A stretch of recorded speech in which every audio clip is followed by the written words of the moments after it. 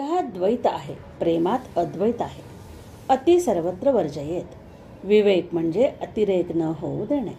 सत्वगुणाचा अतिरेकही दुःखाला कारणीभूत आहे.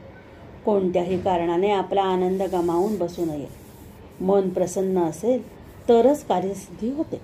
दोष आग्रहाने जात नाहीत, प्रेमाने जातात. प्रेम हे मनापासून असते. आग्रहात पूर्वग्रह दोष असू शकतो.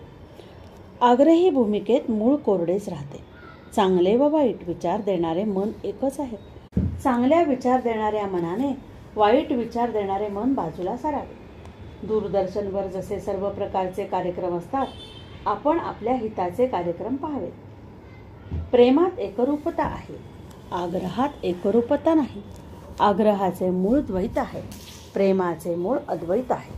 प्रेमात भगवंत माझाच आहे हा भाव आहे. आग्रहात भगवंत माझा नाही, पण त्याला माझा करण्यासाठी आग्रह चालला आहे.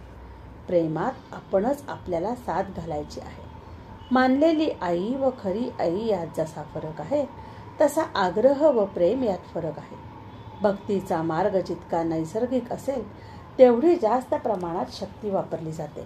म्हणून विषयाचा आनंद आत्मसुखात कसा रूपांतर करायचा हा अनुभव घ्यावा. श्री तुलसीदास पत्नीलाच देव मानत होते. ती आसक्ती भगवंतासाठी पणाला लावली आणि ते संतपदी पोहोचले. हत्तीच्या मोहात अडकलेल्या शिष्याला शंकराचार्यांनी हत्तीतच ब्रह्म पाहायला सांगितला. भाव हा व्यक्तिगत असतो, कोणावर लादून भाव निर्माण होऊ शकत नाही. म्हणून भावाला सामाजिक स्वरूप आणू नये. भाव अभिजात हवा. भाव म्हणजे निसर्ग, म्हणजेच प्रेम. जय श्रीराम.